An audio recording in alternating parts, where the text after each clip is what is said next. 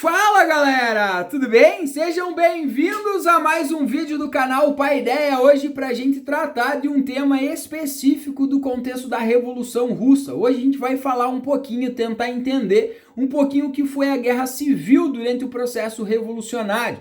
Então, logo após a tomada do poder pelos bolcheviques em outubro de 1917, lembrando que dentro desse contexto a Revolução Russa ela acontece em dois momentos, então nós temos duas revoluções, uma em outubro que acontece lá em fevereiro, quando em especial a Duma, liderada pela burguesia liberal e também com participação dos mencheviques, assumem o governo provisório e começam o processo de algumas das grandes mudanças prometidas e reivindicadas pela população nesse contexto, mas em especial as grandes mudanças necessárias para mexer na estrutura do país não acontecem. Em especial nós temos duas grandes reivindicações: a saída da Rússia da guerra, da Primeira Guerra Mundial, e também o processo da execução da reforma agrária.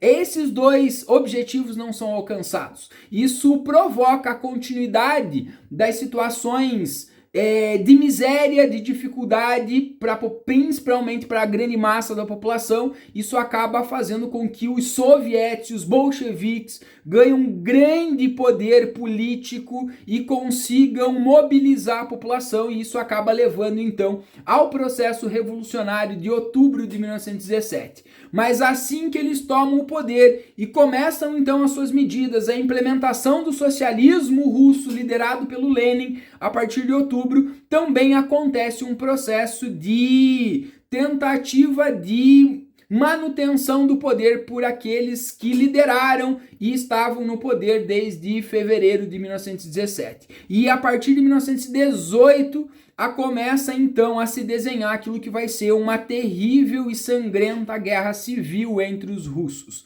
De um lado, os mencheviques, que vão formar o famoso Exército Branco; do outro lado, os bolcheviques, que vão formar o famoso também Exército Vermelho. Os bolcheviques então articulam-se para tentar manter o poder e também derrubar os bolcheviques e recuperar o controle político da Rússia nesse momento. Então o grande objetivo do Exército Vermelho era expulsar os bolcheviques do poder e retomar o poder. Para isso, eles também vão ter a ajuda dos países capitalistas: França, Inglaterra, Estados Unidos, Canadá, Japão, os países que viviam o grande crescimento e a expansão do capitalismo em 1918, assustam-se com o processo da tomada do poder pelos trabalhadores na Rússia, e em especial agora com aquelas ideias que até então eram teorias, eram utópicas de Marx, passa a existir de forma real e concreta. Vivemos o que vamos chamar de socialismo real.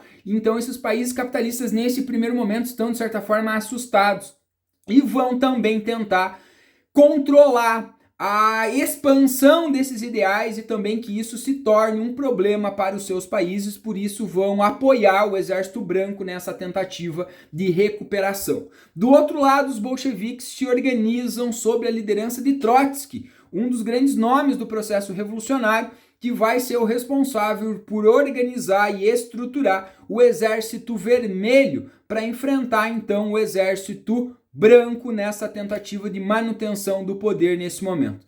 Então, esta guerra civil acaba se transformando em um problema e em uma catástrofe para a sociedade russa, que durante 1918 e 1921 vai viver grandes e imensas dificuldades para conseguir dar conta e controlar os russos que controlavam o poder. Os bolcheviques, melhor, que controlavam o poder sob a liderança de Lenin, implementam aquilo que vai ficar conhecido como comunismo de guerra, uma série de medidas extremamente autoritárias e ditatoriais para poder dar conta do controle deste conflito civil entre os russos. Para isso, eles criaram uma série de táticas para integrar toda a produção econômica, agrícola, a ações que beneficiassem e dessem condições para que o Exército Vermelho conseguisse conter esta guerra civil, conter o Exército Branco, enfim, e conseguissem vencer esse processo nesse sentido.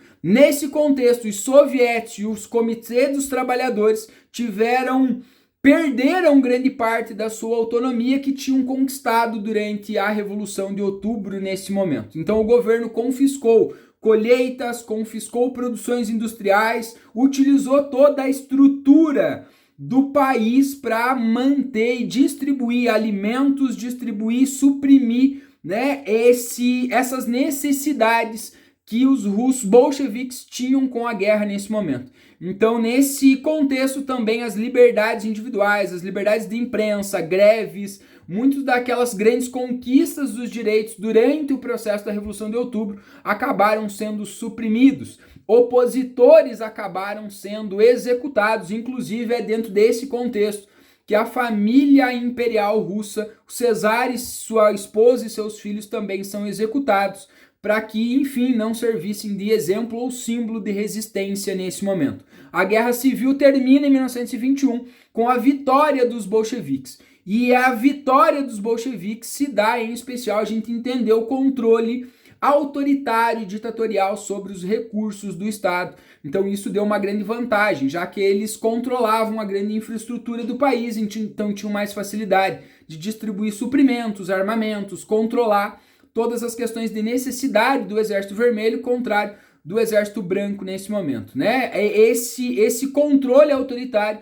também serviu de uma boa base para a proliferação das questões ideológicas do regime socialista a partir daí. A Guerra Civil deixou para a Rússia um saldo de cerca de 13 milhões de mortos durante o processo do conflito e nos anos posteriores mais ou menos 5 milhões de mortos por fome ou pelas mazelas que o país passou nesse momento. Ao fim da guerra, a economia russa estava completamente arrasada e o país vivia uma grave crise de fome e também uma grave crise de abastecimento, né, dos problemas, enfim, causados, as destruições, as percas humanas, a capacidade de produzir, né, a Rússia perdeu. Já era um país com uma série de dificuldades durante esses anos da Guerra Civil, né, passam a ter um agravamento da situação política, social, econômica, principalmente da população mais carente, mais básica